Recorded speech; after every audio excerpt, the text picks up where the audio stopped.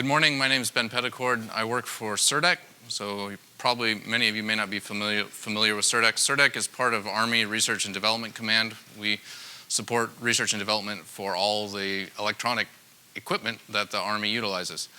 And I'm here to talk to you about a major CERDEC initiative we call Hardware-Software Convergence that we're working collaboratively with the Navy. So if you're interested in finding out what the Army wants to do moving forward and what the Navy wants to do moving forward, I'm going to try to address that. And as was mentioned a little bit ago, an interactive discussion is what I'd encourage. So you don't need to wait till the end for questions. In fact, for me, that's better. It's easier for me to be prompted by the audience about what's going on or what you're interested in. I have to apologize slightly for the briefing materials that I brought. I don't know if you're familiar with trying to produce a document that's releasable as a government employee, but it's not trivial. I found out about this conference a little bit late, so I didn't have time to make a tailored set of slides. And I wanted to bring something that would both prompt good discussion and would also somewhat stand alone. So I took the best thing I had, got it public release approved. I assume that the materials from this forum, not a conference forum, will be distributed freely so that they do somewhat stand alone, and I'm always open to talking and having external discussions. In fact, we're working really hard to make this engagement with industry happen. In the next couple weeks, you should see an RFI coming out from Army PM Tactical Radios describing in some detail this exact topic about what we want to do and asking for industry feedback. So we're trying to adopt and use modular open standards in the Army, and we have done a significant amount of work now. We have an approach we think makes sense. We have at least a first draft on it. We want to get, as early as possible, your feedback on it to make any changes that are necessary, and we're really not sensitive. We won't hurt our feelings. If we did something stupid, I'd like to hear about that sooner rather than later. So just really give us your honest, open opinions, and we're really encouraging as much participation from industry as early as possible. So we've learned a lot of things over the last 10, 12 years in the Army, and I'm in the Navy, Air Force. I think everybody's had the same problems. We've learned that we can develop new capabilities faster, in the laboratory, or much faster than we can field them. So we've got a really adaptive environment. We have the technical capability to build solutions that address the new problems, but we have an enormous problem trying to deploy those capabilities rapidly to the field. We also have a set of requirements that are asking for more electronics than will fit on our platforms. There's just not physically enough volume if you actually want to have a soldier in the platform at the same time as all the equipment. We don't have enough power available to run all the things that we want to run at the same time. And I guess I kind of attached to the problem of size, weight, power is scalability. We can't gracefully scale the capabilities. We have these big monolithic systems, and if we want to add just a little bit of capability, we either have to rebuild that whole system or we have to add another whole big system. So CERDEC as an entity is comprised of several directorates. So I work for the Intelligence Information Warfare Directorate. I'm the chief of the Intelligence, Intel Technology and Architectures branch, so we develop tactical SIGINT technologies in my branch, and we also are in charge of architecture development for both my directorate, and then I lead the CERDEC-wide initiative for architecture development, which is this hardware convergence initiative. So the directorates in CERDEC that are collaborating on this effort are the Intelligence Information Warfare Directorate, Space and Terrestrial Communications Directorate, so they do all the communication systems work for the Army. Command, Power, and Integration, they do all sorts of power and integration on the platforms. They also provide the precision navigation and timing solutions. Night Vision Electronic Sensors Directorate, NVESD at Fort Belvoir, is also participating. And we've come together and we've built a phased plan. Phase 1 we're already nearing the end of. Each phase culminates in a demonstration, and in this process, each one of the directorates is built. Well, I should say one other thing. So we met together and we agreed on a suite of specifications, almost like a network layer stack, a suite of independently useful specifications that after some analysis, we all agreed that we could build on and we could mature and develop into a suite of specifications that would allow us to address the size, weight, power concerns that we have, the inflexibility we have through a modular open approach. So we agreed on a basic set of specifications, and then we said the way that we want to mature these specifications, the way that we want to prove them, the way that we want to address any shortcomings in them is by building real capabilities against them. So each of the directorates in this phased approach is building capabilities that are representative of the programs that they support. So the goal of the development we're doing internally is not to build the newest, greatest capability. It's to mature the specifications, to prove them, to give the program managers and procurement people the confidence that the specifications are mature enough for them to include in their requirements for future procurements.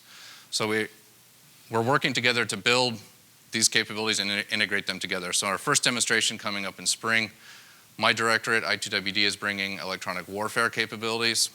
Space and Terrestrial Communications is bringing tactical radio capabilities. Night Vision is bringing video processing capabilities. CP&I is bringing a precision navigation and timing solution. They're all being integrated together. They're all being built as much as possible to the same specifications. And I say as much as possible because you see there's a phased approach. Phase one, we didn't even know the full suite of specifications we were going to build on at that point. We had some good ideas and we did a lot of work, and we had some of the folks in this meeting come and brief our working level IPT. But we had to some extent take what we had on the shelf and adapt it for the first demonstrations coming up in April. Our second demonstration, everybody will be building to a common baseline and will be really moving forward on maturing those suites of specifications that we're building on top of. So in the second demonstration, you'll just see another iteration. Everybody will build a new version of the capabilities that are representative of the things their directorates work on. There will be tighter integration. We'll reduce in each iteration the size, weight, power of the implementation, and we'll provide higher assurance to the programs that we support that they can give meaningful modular open standard, modular open architecture requirements without handicapping the ability of their industry partners to deliver a capability that performs. So I wanted to quickly give you an overview of the stack of technologies that we've elected to mature. So the first is Victory. So I know some here have heard of that, some have not. It's a terrible acronym, and I have to read this slide because even though I've been working Victory for years, I can never remember what it stands for. But Vehicular Integration for C4ISR EW Interoperability. So what Victory does, it provides a data bus. It provides an Ethernet-based data bus on Army platforms. It provides wireline specifications for management interfaces for sensors on the platform, so you can manage them. It provides standard way for them to disseminate data across that data bus. It provides health and management. And it also provides at least a small amount of shared computing on the network. So Victory does a lot of good stuff. It doesn't do everything that we need. Nearly all Army platforms have RF systems on them. They have communications radios on them, and these days they all have jammers. They all have defensive electronic attack capabilities on them.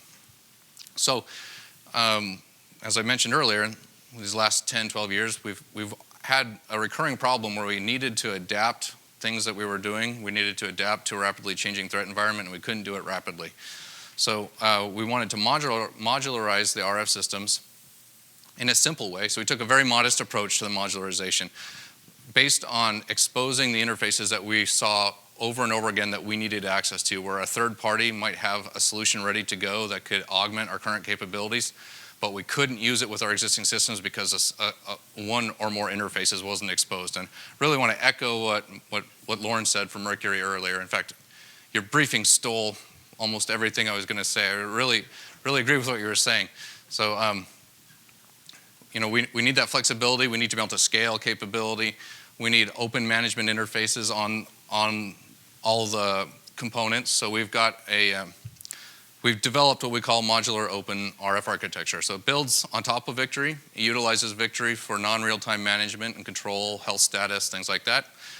We add or propose adding to Victory what we call the Mora high-speed bus. We use that because you modularize this RF system, and you've got, and I'll take you through the components in a section, but in a minute. But you have components of your RF system, which are now not necessarily housed right next to each other. And you don't want to have to string a whole bunch of discrete lines through your platform and have a wiring nightmare. So we wanted an addressable bus that would allow us to replace discretes that you might use to flip a TR switch or something like that. And it needs to be very low latency. So we sought out to provide an addressable, affordable bus that would provide 1 to 2 microsecond latency for flipping switches, basically. So that's what we call our Mora high-speed bus. We have reference implementations of that up and running. And all the specifications I'm talking about, they're all freely available. I'll give them to anybody who wants them. They're in draft form. As goes with all of this, we're very open to criticism and changing approaches. The basic decomposition that we took for Modular Open RF provides what we call a shared processor borrowed from Victory that hosts your user interface, health management, basic configuration functions. We have what we call a radio head. The radio head takes your aperture, your antenna, your PAs, your LNAs, and houses those as an entity with defined interfaces, defined management. We have RF distribution device, again with defined management features, which at its most simple form, the RF distribution device allows you to just provides an RF switch, but it can be more than that, and we have some examples of where it can be more than that as well. And then we have what we call the software-defined radio. That's where all your signal processing occurs. Under Modular Open RF, we're supporting 3 methods of RF distribution, explicitly supporting 3 methods.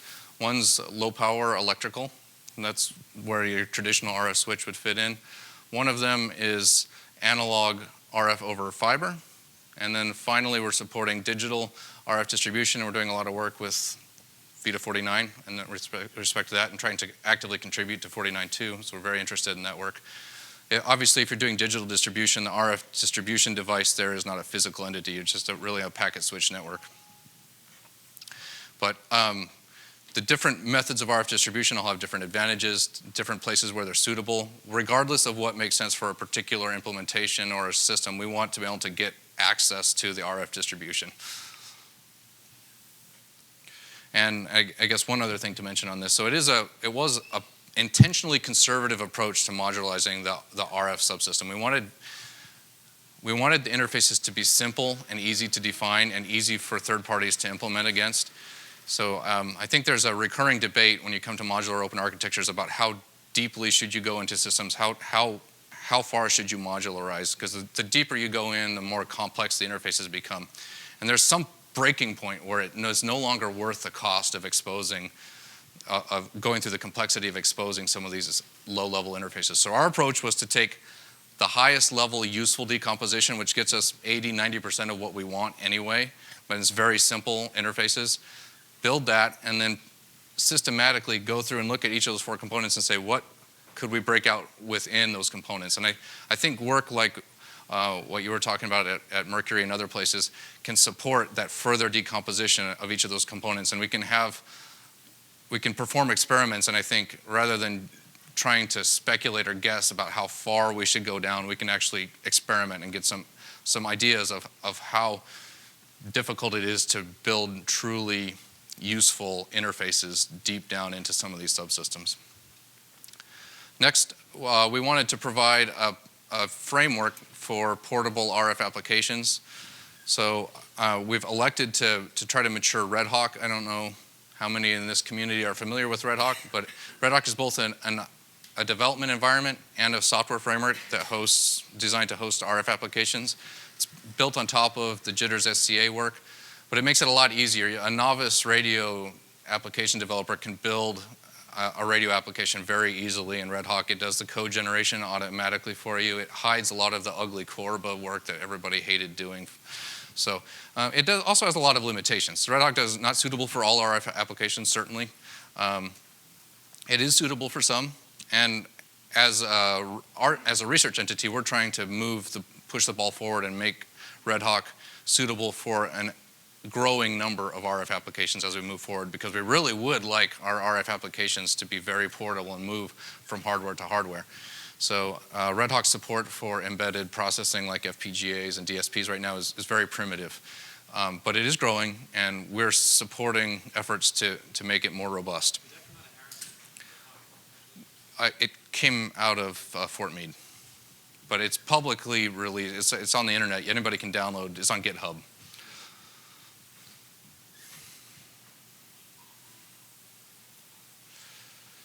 So next, in our, we've got all these specifications that we think work together nicely and each provide a piece of the puzzle. OpenVPX, clearly, this audience is very familiar with that. We've had Greg Rocco and Robert Normile supporting our effort, and as I mentioned earlier, we're trying as much as possible to work with the other services and make a common approach. So I know from both my perspective and the Navy's perspective, it's very important that as much as possible we select the same suite of standards, we mature the same suite of standards, and we really enable industry to build common solutions that address the needs of all the services and hopefully bring down costs and also improve flexibility. So if something is developed really quickly with some Navy money that would be useful to the Army, we can leverage that and vice versa. So on OpenVPX, there was a great foundation there we recognized, and we went through and did a lot of survey. We looked at micro TCA, compact PCI. We looked at a lot of options. We finally elected to move forward 3U VPX, 3U OpenVPX, and then we wanted to take it a little bit further. And I guess one of the great things and one of the terrible things, at least from my perspective, about OpenVPX is that it's very flexible. So it's hard to actually get interoperability just because with OpenVPX, at least from our perspective. So we're developing tailored profiles, and I have the current draft of them are actually in the back of the slides, and they're going to go out with the RFI showing exactly how we think we want to use OpenVPX. And you have to consider that we're trying to support the full suite of C4ISR applications, potentially in a single chassis. So that means we need to be able to support red-black separation for comms. We need to be able to support more than one security domain. So that starts chewing up a lot of I/O pins. And you'll see that in our approach. But we've talked about this with the security accreditors. We have a good reason to believe that the basic approach we're advocating here is accreditable and manufacturable, but we really want everybody else's opinions on that, and we're still very open to changes. So then how does the whole architecture look when you put it together? And I have to apologize, this has I want to make a new version of this graphic that doesn't just have an Army truck in the background, because it doesn't matter if it's a truck. That could be an airplane in the background, it could be a ship. It really doesn't matter. The standards are agnostic to the particular platform, and we are targeting this at least, although people may not realize it, the Army actually does operate aircraft too. We have both fixed wing and rotary wing aircraft. So we want to use these same specifications, these same protocols and architectures, both on ground and air and sea, and that's why we're engaging with the Navy on it. But we envision the vehicles coming pre-plumbed with these data buses. So you've got your Victory data bus, you have your high-speed bus, which in principle could actually just be a logical distinction between the Victory bus and what we call the more high-speed bus.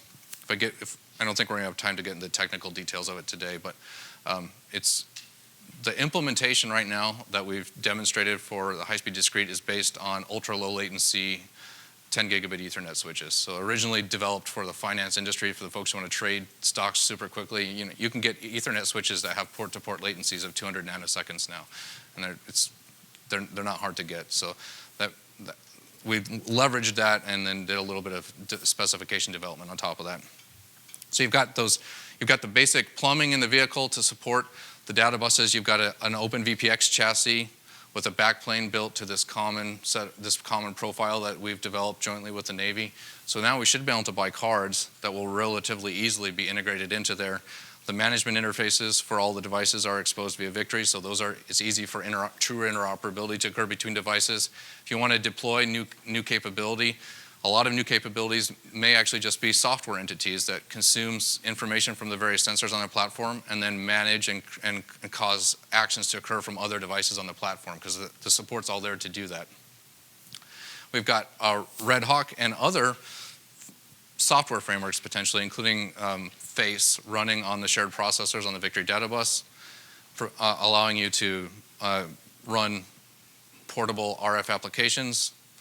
One of the nice things about Red Hawk is it automatically distributes parts of the waveform processing to various general purpose processors that may be available on the platform. So it can do that on top of this architecture very gracefully.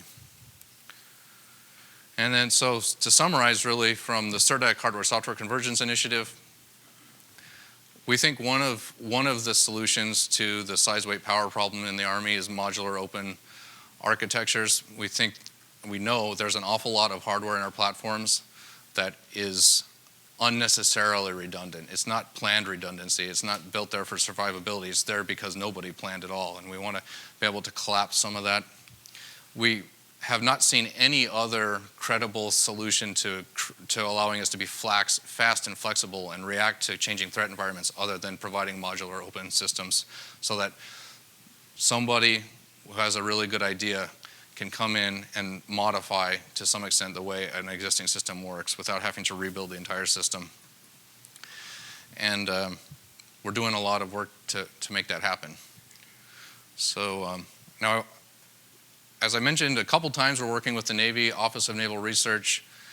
Dave Tremper is coordinating his work with ours. He was going to come and brief. He wasn't able to make it because of his schedule, and he asked me to talk to his slides. Okay, so the story is really the same from the Navy's perspective. You've got all this S&T work, research and development. Office of Naval Research is similarly tasked to CERDEC in the Army. We do all this 6.1, 6.2, 6.3 development and research, and we try to base it on requirements that we see coming up. The requirements are all stovepiped, so you have requirements for submarines or for surface ships or for airplanes or for vehicles. They're stovepiped, and we try to align our research to it, and we mature. We go 6.1, 6.2, 6.3, the science has matured, and then there's this valley of death where it's sometimes really difficult to move from the S&T to the specific project requirements, because any good program manager will not adopt any S&T that doesn't map directly to one of his requirements. It's actually illegal for him to do that, right? He has to only meet his requirements. So supposing you get over the hurdle of the valley of death, then you do a whole bunch more work to try to take this science that was developed and get it actually deployed into an actual capability for a program manager. Next up, say you realize that, oh, that capability, maybe that radio I just put in a submarine would actually really be useful for an airplane too. Well, you actually kind of have to restart that whole 5-10 years of process of integrating it into that final capability, because they're built to different standards, specifications are different, the requirements are different, so you kind of get reset. So one of the things that we can achieve by building our systems modularly and with open common standards is that as S&T progresses up and gets to a high enough level to be suitable for actual inclusion in programs, we should be able to do this development concurrently. So if we build a really nice VPX implementation of some signal processing we need, that should be relatively easy to use across the domains and actually between services at that point. So I think everybody in this forum gets the need for open standards. The DoD definitely gets that now. I think we're finally starting to do some of the work we need to make our kind of vague statements about open system architectures more meaningful. This is also happening internationally. I do a lot of work with TTCP and with NATO working groups. There's a lot of, all of our partner nations are also really focused on this. I think there's a realization that a lot of the low-hanging fruit for improving the effectiveness of our fighting forces is in opening up interfaces and networking and interoperating between the capabilities that we have. So Navy's working on it, Army's working with them, and we've got a bunch of support from FFRDCs and UARCs, and we hope to have support from you, from the COTS community. And hopefully you can help us steer our standards development in a good way so that they don't stop you from building good solutions in the near term. So I think that's my super short summary of what I think Dave might have said.